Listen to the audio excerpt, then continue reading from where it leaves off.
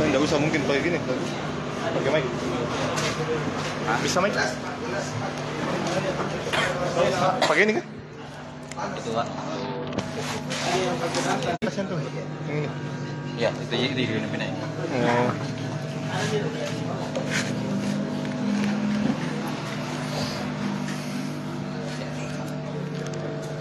Bismillahirrahmanirrahim. Assalamualaikum warahmatullahi wabarakatuh.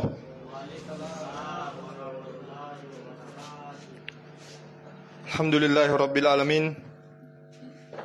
Hamdan katsiran tayyiban mubarakan fih. Kama yuhibbu rabbuna wa yarda. Asyhadu an la ilaha illallah wa asyhadu anna Muhammadan abduhu wa rasul.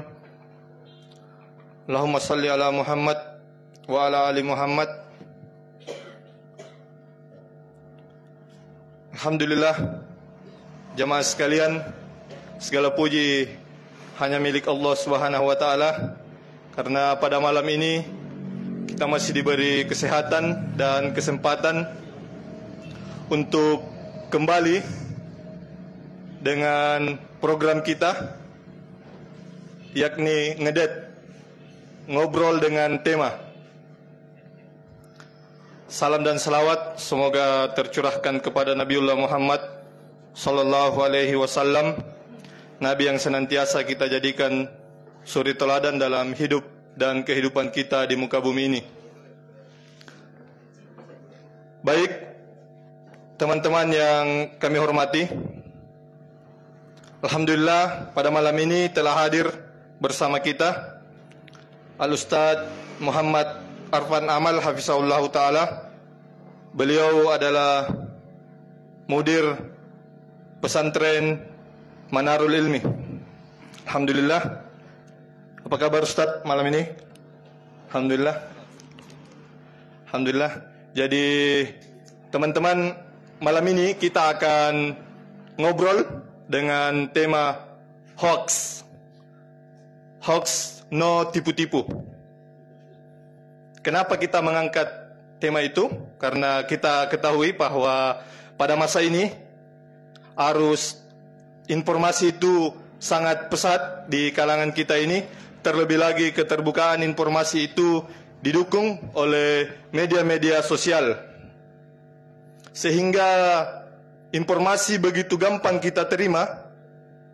Namun dampaknya, tidak semua informasi yang kita terima itu adalah informasi yang benar adanya, sehingga informasi itu banyak menimbulkan kekacauan, sehingga patut untuk kita angkat di ngobrol santai kita pada malam ini.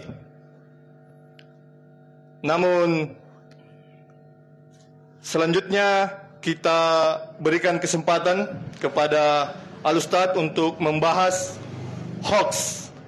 Bagaimana hoax itu di mata Islam, sehingga kita punya kerangka atau pijakan dalam menyikapi arus informasi yang begitu pesat.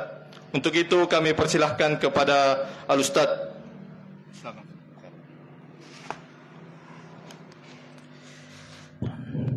Bismillahirrahmanirrahim.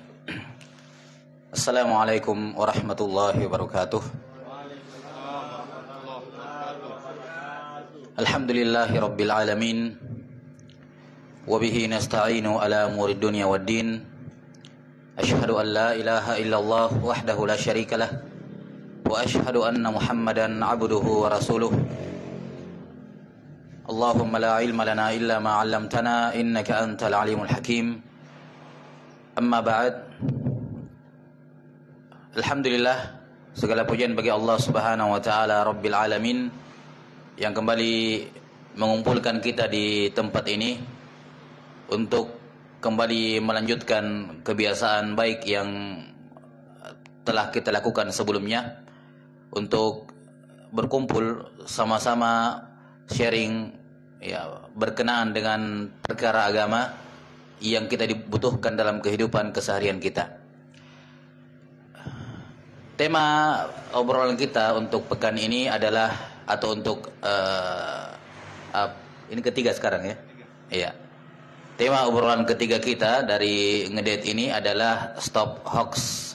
Ya, no tipu-tipu. Jadi terkait dengan bagaimana ajaran Islam, bagaimana Islam dalam melarang semua bentuk kebohongan, dan bagaimana cara Islam dalam menangkal hoax sebelum terjadinya dan mengangkat hoax itu setelah terjadinya. Jemaah sekalian yang dirahmati oleh Allah Subhanahu wa taala, tentu saja hoax ini hanyalah bahasa baru ya, istilah baru. Ya, kalau bahasa tradisionalnya ya bohong, dusta, fitnah atau yang semacamnya. Dan ini hal yang sudah kita ketahui bersama hukumnya. Bagaimana hukumnya berbohong, bagaimana hukumnya berdusta, mau fitnah, ya, menuduh tanpa alasan yang dibenarkan. Ini semua adalah hal yang dilarang dalam al-Islam. Karena secara umum semua bentuk kedustaan dan kebohongan dalam Islam adalah diharamkan. Allah Subhanahu wa taala berfirman, "Ya ayyuhalladzina amanu taqullaha wa kunu ma'as shadiqin." Wahai orang-orang yang beriman, bertakwalah, takutlah kalian kepada Allah dan hendaknya kalian bersama dengan orang-orang yang jujur. Menunjukkan bahwa Allah Ta'ala menyuruh kita untuk jujur pada segala hal dan menyuruh kita untuk senantiasa bersama dengan orang-orang yang jujur. Menunjukkan sebaliknya, Allah Subhanahu wa taala melarang seorang untuk berdusta dan berbaur bersama orang-orang yang berdusta, orang-orang yang menyampaikan kedustaan. Dan ayat ini menunjukkan bahwasanya ketakwaan dan kejujuran berbanding lurus. Semakin besar ketakwaan seseorang kepada Allah, semakin besar juga kejujurannya. Dan seringnya dia berbohong, mengucapkan kebohongan dan kedustaan, itu menunjukkan minimnya ketakwaan dan takutnya kepada Allah Subhanahu wa taala. Dalam ayat yang lain, Allah Subhanahu wa taala memerintahkan untuk berkata jujur dan memberikan pahala yang besar bagi siapa saja yang berucap dengan ucapan yang jujur. Dalam surah Al-Hajj, dalam surah Al-Ahzab, Allah Ta'ala berfirman menyebutkan sejumlah sifat-sifat orang yang beriman. Innal muslimina wal muslimat wal mu'minina wal mu'minat wal qanitina wal qanitat. Sesungguhnya muslim laki-laki dan muslim perempuan, mukmin laki-laki, mukmin perempuan, mukmin orang yang taat laki-laki maupun perempuan. Disebutkan beberapa sifat. Di antaranya was-sadiqina was-sadiqat. Laki-laki yang jujur dan perempuan yang jujur. A'addallahu lahum maghfiratan wa ajran 'azima. Disebutkan pahalanya di akhir ayat. Allah menyiapkan bagi mereka semuanya, termasuk orang-orang yang jujur tersebut, ampunan dan rahmat yang sangat luas. Demikian pula dalam hadis Rasulullah sallallahu alaihi wasallam ada banyak sekali anjuran untuk senantiasa berkata jujur dan melarang dari kedustaan. Semisal hadis yang diriwayatkan oleh Imam Al-Bukhari dan Muslim, Rasulullah sallallahu alaihi wasallam bersabda, "Alaikum bis-sidq, fa inna as-sidqa yahdi ilal birri, wa innal birra yahdi ilal jannah, wa la yazalu ar-rajulu yasduqu wa yataharra as-sidqa hatta yuktaba 'inda Allahi siddiqa." Hendaknya kalian berkata jujur. Karena kejujuran itu selalu mengantarkan kepada kebaikan, berakhir dengan kebaikan. Dan kebaikan selalu mengantarkan kepada surga. Dan ada seorang yang terus-menerus berkata jujur dan selalu mengupayakan untuk jujur sampai dia dituliskan di sisi Allah sebagai orang-orang yang jujur.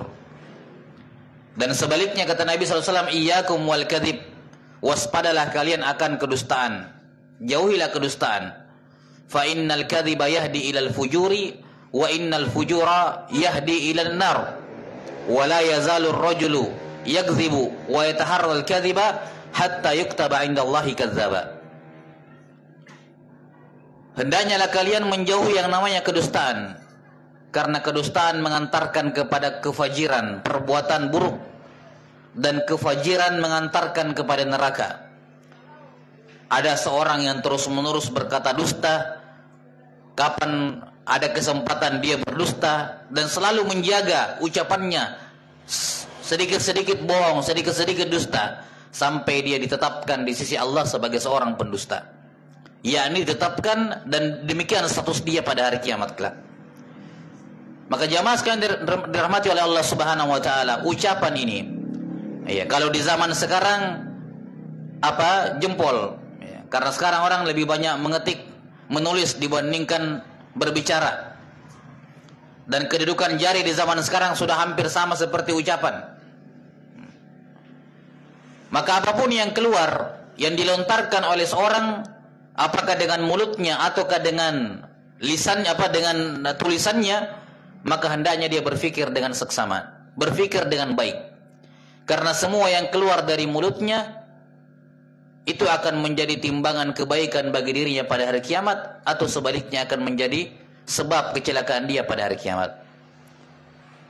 Karena itulah Nabi SAW pernah bersabda, "Innar rajula la yatakallamu bil kalimah lam yatabayyan fihi yazillu bihi qadamuhu fin nar ab'ada mimma bainal masyriqi wal maghrib." Kata Nabi SAW, ada seorang yang dia mengucapkan suatu ucapan yang dia tidak perjelas ucapan tersebut. Dia hanya menerima kemudian langsung menyebarkan.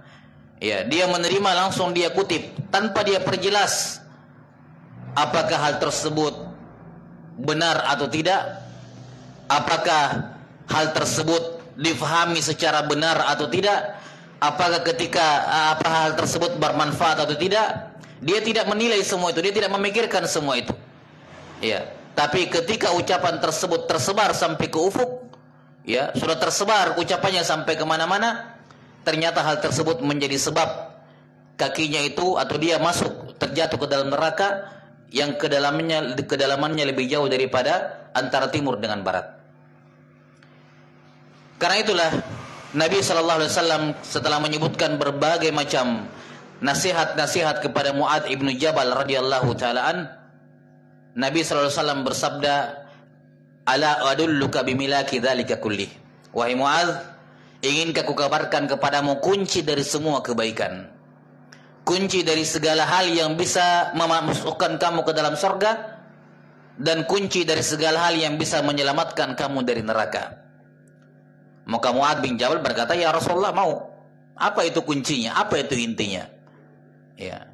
Maka beliau sallallahu alaihi wasallam mengeluarkan lidahnya, kemudian beliau pegang. Ya, setelah itu beliau mengatakan, "Kuffa 'alaika hadza." Jaga baik-baik ini lidahmu. Jaga baik-baik ucapanmu. Kalau di zaman sekarang, jaga baik-baik jarimu. Ya, jangan asal nge-share, jangan asal mengetik, menyebarkan kabar dan seterusnya. Jaga baik-baik. Kuffa 'alaika hadza. Maka Mu'adz bin Jabal mengatakan, "Ya Rasulullah, apakah seorang akan dimasukkan ke dalam neraka, diseret di atas seorang akan dihukum oleh Allah Ta'ala, disiksa oleh Allah karena ucapannya?" Ya. Maka kata Nabi SAW, "Waihak, ya Mu'adz." Ya. Kata Nabi SAW, "Kasihan kamu wahai Mu'adz. Ya. Hal yakubbun nasa fi jahannam ala manakhirihim illa bima hasaidu alsinatihim." Ya, illa hasaidu alsinatihim. Apakah ada sebab yang membuat manusia itu masuk dalam neraka dan diseret di atas wajahnya pada hari kiamat di dalam neraka kecuali karena buah ucapan mereka? Nah, maka ini segelintir penjelasan dari Quran dan hadis Nabi SAW yang menyuruh seorang itu untuk berlaku jujur atau berucap jujur, ya, selalu menjaga kejujuran, menjauhi semua bentuk kedustaan, dan jangan berurusan dengan hal-hal yang sifatnya kedustaan. Jemaah sekalian dirahmati oleh Allah Subhanahu wa taala. Kalau kita berbicara mengenai hoax, kabar dusta yang tersebar di tengah-tengah kaum muslimin, maka ini dalam sejarah Islam, dalam sirah nabawiyah, kita mendapati beberapa kejadian-kejadian menarik atau kejadian-kejadian di mana hoax ini hampir-hampir merusak agama dan merusak negara kaum muslimin di Madinah ketika itu. Ada beberapa contoh hoax yang tersebut dalam sejarah. Yang paling, atau diantara yang paling penting kita ingat karena ini tertuang dalam Quran, disebutkan dalam Quran bagaimana fitnah keji yang dituduhkan kepada Aisyah radhiyallahu taala anha, istri Nabi sallallahu alaihi wasallam. Dituduh macam-macam dengan sebagian sahabat karena beliau terlambat, ketinggalan pasukan, ya. Semua rombongan sudah pergi, dia ketinggalan di belakang gara-gara keluar dari tendanya, ya. Pasukan sudah pergi. Akhirnya ada sahabat paling belakang yang tugasnya menyapu, yakni kalau ada ketinggalan dia yang bertugas untuk membantu. Ya. Akhirnya dibantu oleh sahabat ini untuk sampai ke Madinah. Sampai ke Madinah, orang-orang lihat Aisyah radhiyallahu anha naik ke atas naik di atas onta dan dituntun oleh sahabat ini. Langsung orang-orang munafik menyebarkan hoax. Aisyah radhiyallahu anha begini dan begitu. Ya, dituduh macam-macam. Dan ini salah satu hoax yang besar yang menggoncang Madinah ketika itu. Banyak korban, bukan hanya orang-orang munafik, orang-orang lemah imannya, tapi ada sebagian sahabat-sahabat yang mulia juga termakan hoax ini. Gara-gara apa? Gara-gara tersebar, ya, sampai-sampai sebagian menganggap itu kebenaran. Maka hoax itu tidak memandang bulu. Siapapun kalau dia tidak teliti, biar dia orang yang sangat berilmu, biar orang yang paling taat, bisa jadi korban. Lihat para sahabat, sebagian sahabat Nabi sallallahu alaihi wasallam, sebagian kecil di antara mereka. Ya. Yang Allah Ta'ala akhirnya turunkan 10 ayat dalam surah An-Nur untuk membersihkan hoax ini. Langsung bersih saat itu juga. Membersihkan nama Aisyah radhiyallahu ta'ala anha. Demikian pula hoax juga pernah terjadi di perang Uhud. Ya, di perang Uhud. Ketika kaum muslimin sudah agak terpukul, ya, sudah hampir mengalami kekalahan di perang Uhud, sebagian orang-orang munafik menyebarkan hoax. Ini karena perang Uhud ini perang satu-satunya perang di mana senjata kaum musyrikin itu mengenai Nabi sallallahu alaihi wasallam. Tidak pernah ada sejarah perang dalam Islam di mana Nabi tersentuh luka sama sekali. Tersentuh senjata kaum musyrikin. Tidak pernah, kecuali di perang Uhud, satu-satunya. Di perang Uhud ini tulang rusuk beliau patah, ya, kemudian gigi beliau patah, ya, berdarah kepala beliau di perang Uhud. Sehingga ketika kaum muslimin sudah sangat terpukul mundur, sebagian orang-orang munafik menyebarkan hoax di situ, mengatakan bahwa Nabi Muhammad SAW sudah meninggal, sudah dibunuh. Mendengarkan hoax tersebut, udah banyak sahabat yang kemudian percaya karena memang kondisinya lagi dipukul mundur kaum muslimin. Banyak sahabat-sahabat yang terbunuh. Paman Nabi SAW Hamzah bin Abdul Muttalib terbunuh di perang Uhud. Sehingga ketika ada yang mengatakan Nabi Muhammad SAW terbunuh juga, banyak yang percaya. Dan itu sempat membuat kacau pasukan kaum muslimin. Banyak di antara mereka yang mau menyerah, banyak di antara mereka yang mau kabur, sampai akhirnya dengan taufik dari Allah Ta'ala, kemudian dibantu oleh Talha bin Ubaidillah, Nabi SAW kemudian dengan sekuat tenaga naik ke atas batu yang besar untuk memperlihatkan diri beliau bahwa beliau masih hidup. Baru kemudian mental kaum muslimin naik kembali dan kembali melanjutkan peperangan. Maka ini contoh-contoh hoax yang hampir-hampir merusak Madinah dan merusak kaum muslimin, pasukan kaum muslimin. Karena itulah jemaah sekalian dirahmati oleh Allah Subhanahu wa taala, ya, yang namanya hoax dan kedustaan ini di dunia ini tidak akan hilang. Ya, tidak bisa hilang. Karena selama ada yang namanya informasi, selama ada yang namanya informasi di mana seorang bisa berbicara, ya, menyampaikan aspirasi, menyampaikan pendapat dan seterusnya dengan secara bebas tanpa ada aturan yang sejalan dengan ajaran Islam, maka bisa dipastikan hoax bisa merajalela kemana-mana.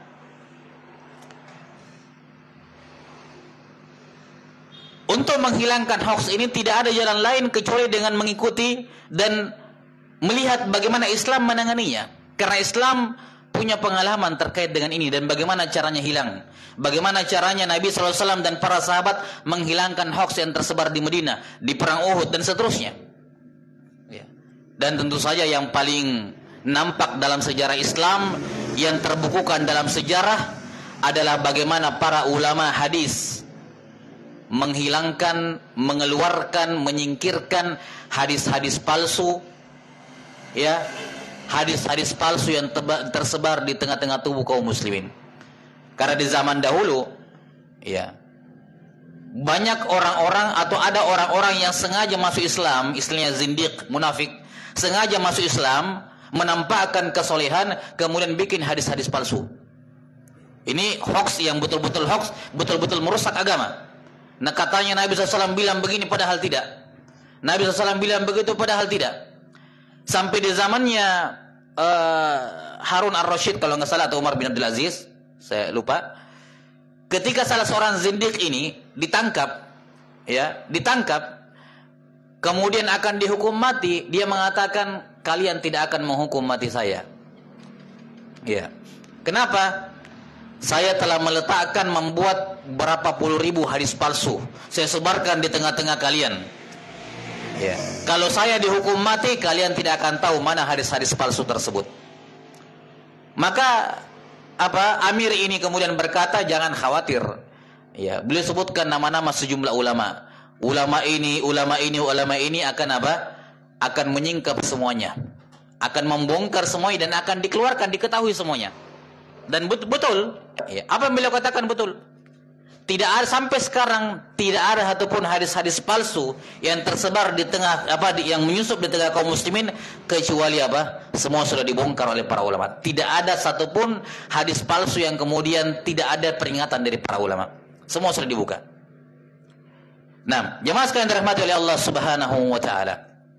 Kemudian bagaimana Islam mengatur, ya, bagaimana tuntunan Islam dalam mengendalikan atau dalam mencegah, ya, menangkal terjadinya hoax. Dan kalau sudah terjadi, bagaimana cara mengangkatnya dan menghilangkannya.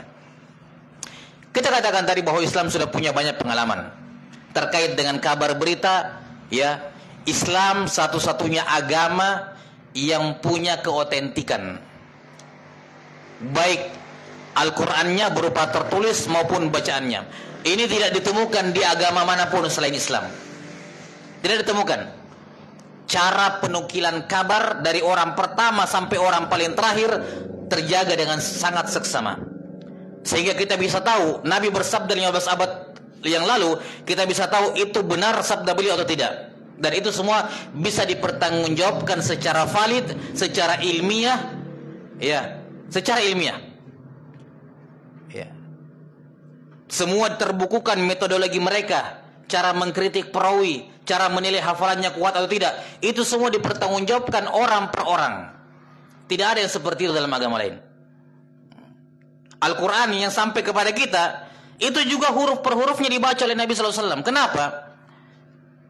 Al-Quran, bacaan dan tulisannya diriwayatkan secara mutawatir. Semua orang yang belajar masalah riwayat, masalah hadis atau apapun, mereka pasti mengetahui namanya khabar mutawatir. Khabar yang tidak mungkin bohong. Bahkan periwayatan Al-Quran itu lebih banyak dibandingkan periwayatan sholat 5 waktu. Jadi kalau ada orang misalnya meragukan, seperti sebagian orang mengatakan Al-Quran itu tidak 30 juz, masih ada 10 juz misalnya, masih kurang, ya, meragukan keotentikan Al-Quran tapi dia masih sholat, itu terputar pikirannya. Ya. Kenapa? Sholat itu riwayatnya banyak, betul. Itu pun sudah mutawatir. Tapi riwayat sholat, riwayat Quran jauh lebih banyak. Maka kalau dia percaya sholat 5 waktu, sholat itu cuma 5, tidak 3, maka Al-Quran dia harus lebih percaya. Karena cara penukilan kabarnya lebih banyak dan lebih variatif. Secara umum, jamaah sekalian dirahmati oleh Allah Subhanahu wa taala, bagaimana Islam mengatur ataupun memberikan tuntunan dalam menanggapi ketika seorang menerima kabar berita apapun itu. Kita tidak berbicara misalnya masalah di sosial media saja, atau berkenaan dengan masalah agama saja, atau politik, atau kesehatan, atau apapun di dunia pendidikan. Tapi kita berbicara mengenai kabar secara umum. Bagaimana Islam menyikapi ketika datang ke telinga seseorang, ketika sampai di HP seseorang, di grup WhatsApp seseorang, sesuatu kabar. Apa yang harus dilakukan untuk menghindari penyebaran hoax? Kita katakan ada beberapa langkah yang dijelaskan dalam Al-Quran, hadis Nabi SAW, dan juga penjelasan para ulama. Ya. Langkah yang pertama, sebelum dia melakukan apa-apa, sebelum dia share, sebelum dia berbagi kepada orang, ketika sampai ke HP-nya kabar berita, yang harus dia pikirkan pertama, apakah hal ini berhubungan dengan dia atau tidak, secara langsung maupun tidak langsung. Artinya begini, kalau saya ini berhenti di saya, ada manfaatnya untuk saya atau tidak? Kalau saya berikan share kepada orang, ada manfaatnya juga atau tidak? Kalau ini berhenti di saya, apakah ini berhubungan dengan saya atau tidak? Dan kalau saya share, apakah berhubungan dengan saya atau tidak? Ini hal yang pertama. Kenapa? Karena kalau jawaban dari awal bahwa ini kabar tidak ada hubungannya sama saya, tidak secara langsung ataupun tidak secara langsung, ya baik secara langsung maupun tidak secara langsung mau saya, maka sudah, hentikan, nggak usah di-share. Kalau memang itu tidak berhubungan dengan Anda. Misalnya datang kabar kepada saya bahwa si fulan begini dan begitu, dia itu katanya begini dan begitu. Tapi saya ada urusan apa sama dia? Saya punya utang sama dia, saya punya kewajiban moral sama dia, apa hubungan sama saya dia? Saya kenal sama dia, saya tidak. Ya, tidak ada hubungan sama saya. Maka kalau dari awal kabar tersebut tidak berhubungan dengan dirinya secara langsung maupun tidak langsung, maka stop. Kata Nabi sallallahu alaihi wasallam, "Man sakata man samata naja." Siapa yang diam maka dia akan selamat. Siapa yang diam maka dia akan selamat.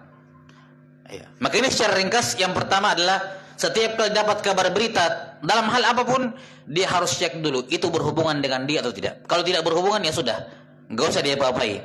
Karena orang yang diam itu selamat. Artinya kalau dia share, ada kemungkinan dia selamat, ada kemungkinan dia tidak selamat. Karena ada kemungkinan itu benar, ada kemungkinan itu dusta. Tapi kalau dia tidak share, pasti selamat.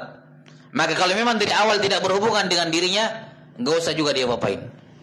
Ya. Ini meredam mengurangi tersebarnya kabar-kabar yang tidak penting. Ini hal yang pertama. Kemudian yang kedua, kalau memang jawabannya bahwa kabar tersebut berhubungan dengan saya, ya, berhubungan dengan saya, ini ada hubungannya sama saya harus terlibat di sini karena berhubungan dengan saya. Kalau tidak berhubungan dengan saya, untuk apa saya terlibat? Iya. Saya memasukkan menjerumuskan diri saya ke dalam sesuatu yang untung rugi, bisa selamat bisa tidak. Tapi tidak ada hubungan dengan saya, kan rugi.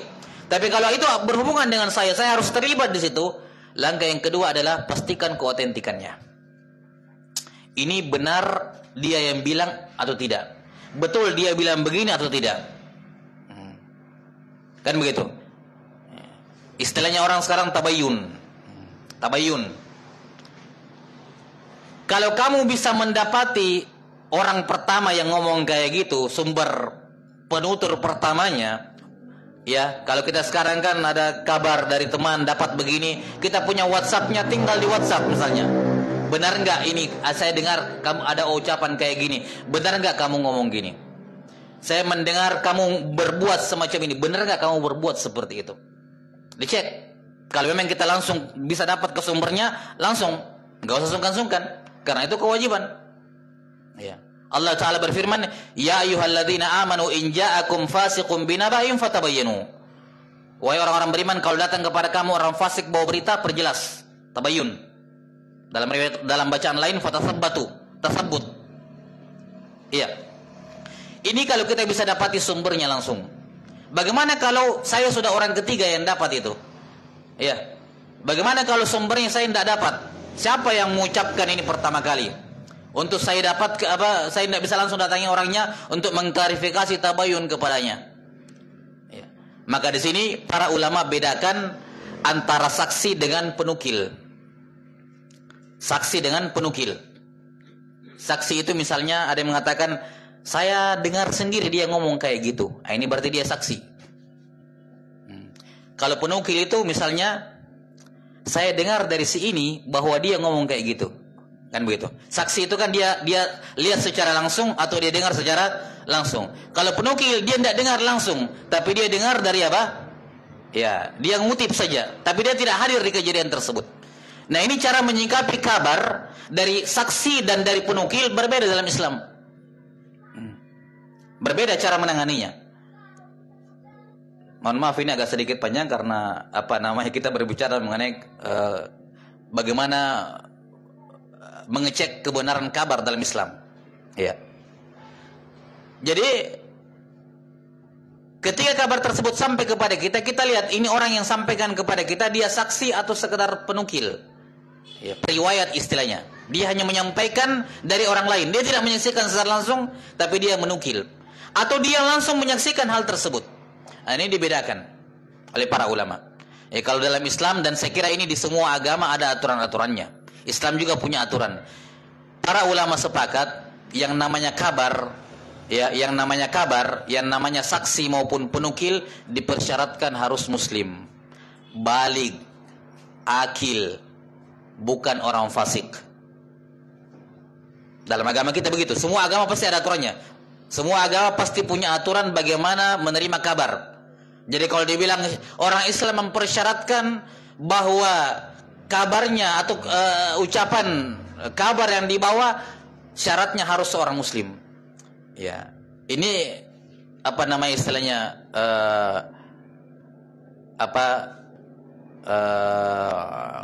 hal yang bukan dikatakan orang Islam harus orang muslim. Memang begitu aturannya.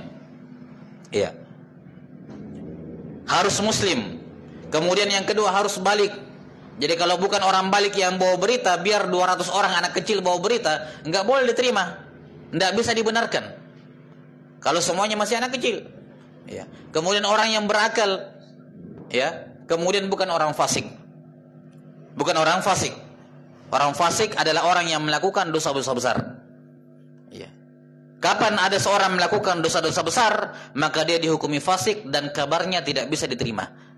Baik dia sebagai saksi maupun sebagai periwayat, tidak diperbolehkan. Ya. Wah, kalau begitu kabar-kabar yang tersebar sekarang hampir-hampir tidak bisa, misalnya ya, banyak yang tidak memenuhi persyaratan. Ya demikianlah Islam memperketat hal tersebut untuk mencegah yang namanya apa? Mencegah namanya hoax. Karena memang demikian aturannya, dan cara ini sudah terbukti berabad-abad menghilangkan hoax dari tubuh kaum muslimin. Ya. Muslim, balik, akil, bukan orang fasik. Ini 4 syarat utama, baik dia saksi maupun periwayat.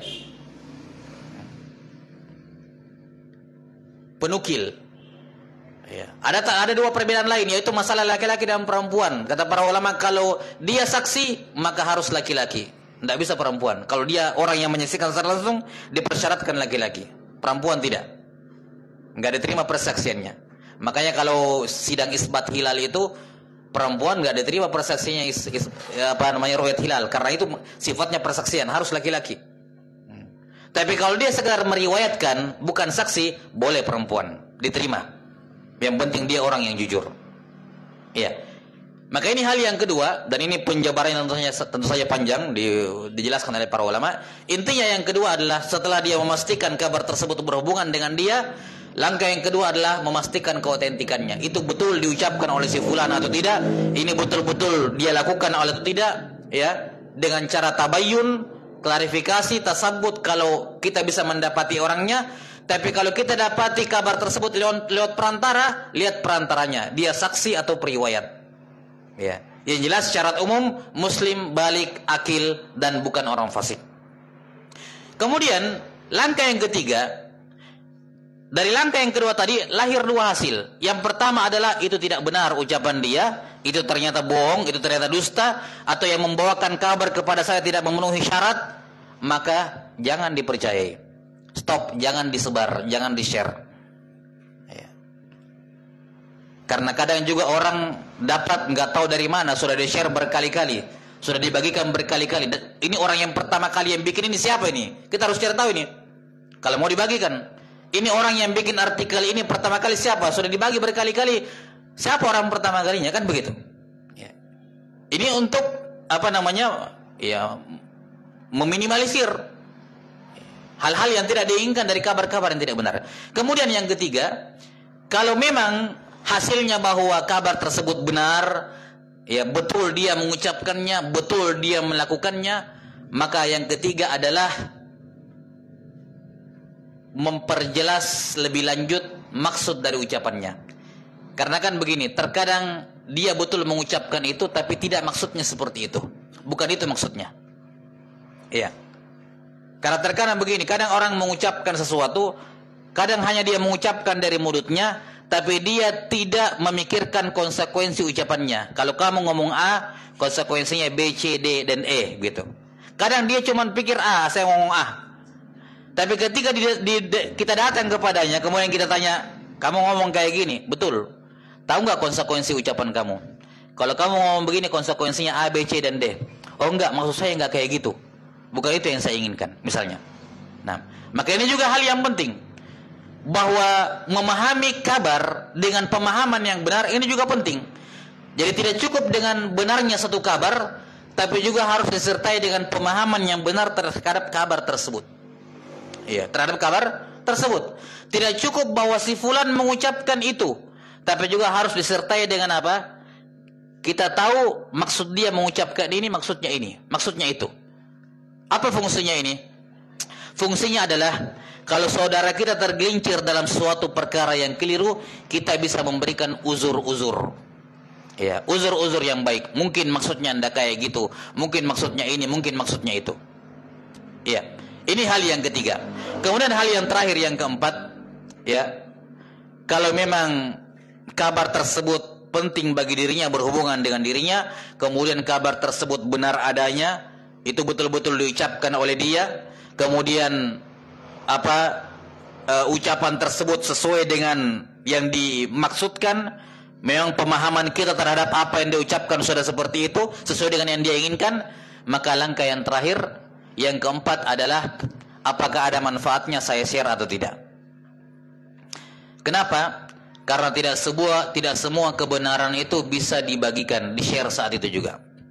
Memang betul menutupi kebenaran itu hal yang dilarang. Tapi termasuk hikmah dan kebijaksanaan ketika kebenaran tersebut disampaikan pada waktu dan tempat yang tepat. Islam melarang menutupi yang namanya kebenaran. Kata Nabi SAW, "Man su'ila an ilmin fakatamahu uljima birijamin minan nar yaumal qiyamah." Siapa yang ditanya tentang sesuatu, tentang ilmu, kemudian dia tutupi, tidak sampaikan, maka mulutnya akan diikat dengan tali kekang dari api neraka. Ya. Maka kebenaran haram disembunyikan, tapi tidak dilarang menyampaikan kebenaran, ya, atau mengundurkan menyampaikan kebenaran sampai pada situasi dan kondisi yang tepat. Suatu pelajaran dari hadis Abu Hurairah radhiyallahu ta'ala, dan ini sebagai penutup, dalam riwayat Imam Al-Bukhari, Abu Hurairah radhiyallahu ta'ala pernah berkata, "Hafidzu min Rasulillah sallallahu alaihi wasallam wi'ain." Saya menghafal dari Rasulullah SAW dua jenis hadis. Ya, ammal wi'aul awal faqad basastuh. Adapun jenis hadis yang pertama tentang hukum, tentang ibadah, tentang hukum-hukum amaliyah, faqad basastuh, saya sudah sampaikan semuanya. Wa ammal wi'aus tsani law basastuhu laqutiya hadzal bul'um. Adapun jenis hadis yang kedua, kalau saya sebarkan sekarang, dipenggal leher saya. Makanya beliau tidak sampaikan. Ini menunjukkan kepada kita bahwa terkadang sesuatu itu benar, tapi kalau di-share dan dia berdampak buruk, jangan di-share, walaupun itu benar. Ya. Maka tidak semua kebenaran itu harus disampaikan saat itu juga. Ya. Butuh melihat situasi, butuh melihat kondisi, apakah kebenaran tersebut layak disampaikan atau tidak. Nah, sebagai penutup, kita bacakan firman Allah Subhanahu wa taala, ya, yang menjadi kesimpulan dari apa yang kita sampaikan seluruhnya. Allah Subhanahu wa taala berfirman, "Idza ja'ahum amrun minal amni awil khaufi adha'u bih walau radduhu ila ar-rasul wa ila ulil amri minhum la'alimahu alladhina yastanbitunahu minhum." Allah taala berfirman, kalau datang kepada mereka sesuatu kabar yang berkaitan dengan keamanan atau ketakutan di tengah kaum muslimin, mereka langsung share, sebar kemana-mana. Maka Allah menegur, seandainya mereka kembalikan kepada Rasul dan kepada pakar di antara mereka, ulil amr, yakni ulama di tengah mereka, ahli ilmu di tengah mereka, pakar di tengah mereka, niscaya jawabannya akan diketahui oleh orang-orang yang bisa mengambil istinbat darinya. Apa artinya?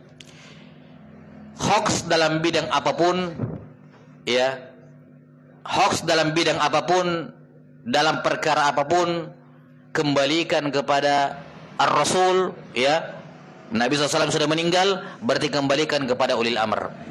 Ulil amr di sini adalah para alim ulama. Alim ulama bukan cuman alim agama, tergantung. Kalau misalnya kabarnya masalah kesehatan, kembalikan kepada para dokter. Ya, misalnya ada website resmi, ya, yang selalu menyampaikan tentang perkara-perkara yang faktual, yang fakta tentang kesehatan. Ya, maka kalau ada seperti itu tanyakan, ini ada fakta ada kabar tentang kesehatan seperti ini, ya. Katanya COVID bisa sembuh pakai daun kelor misalnya, benar atau tidak? Tanyakan kepada pakarnya misalnya. Kemudian dapat lagi misalnya kabar tentang masalah keuangan misalnya, tanyakan juga kepada ahlinya. Dapat kabar tentang masalah agama, tanya kepada ahlinya. Dapat kabar tentang masalah politik, tanyakan kepada pakarnya, dan seterusnya. Ya. Jadi ulil amr yaitu kembalikan setiap kabar yang kamu dapatkan. Kalau kamu ingin bertindak dengan cara yang benar, sebelum kamu share, kamu harus pastikan dulu kepada yang kompeten di bidangnya. Apakah ini kabar ini betul atau tidak? Supaya saya bisa, kalau ada betul atau tidak, kalau betul, apakah ada manfaatnya saya share atau tidak? Sebagaimana yang sudah kita paparkan sebelumnya. Ya, wallahu taala alam bisawab. Saya kira ini saja terkait dengan bagaimana Islam menyikapi dan mengatur serta mencegah terjadinya penyebaran hoax. Wallahu alam bisawab.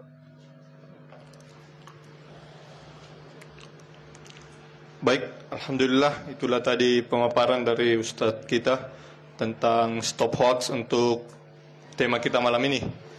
Sebenarnya ada pertanyaan khusus dari moderator, namun moderator berbaik hati malam ini sebelum moderator bertanya menyerahkan kepada peserta. Silakan.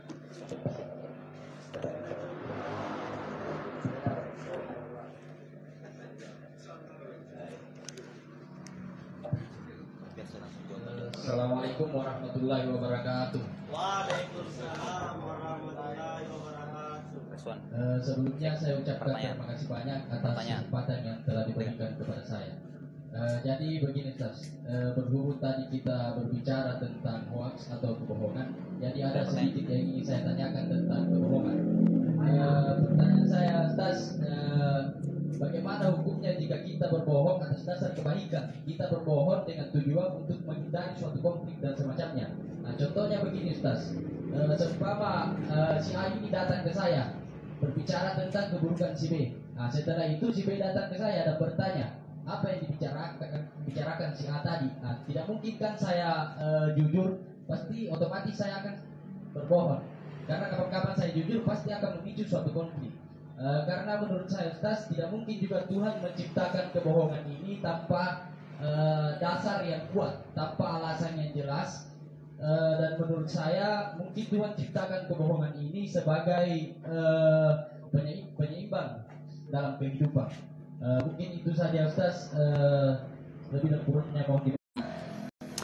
Ya, dalam ajaran Islam hampir semua yang dilarang, hampir semua yang dilarang itu ada waktu-waktu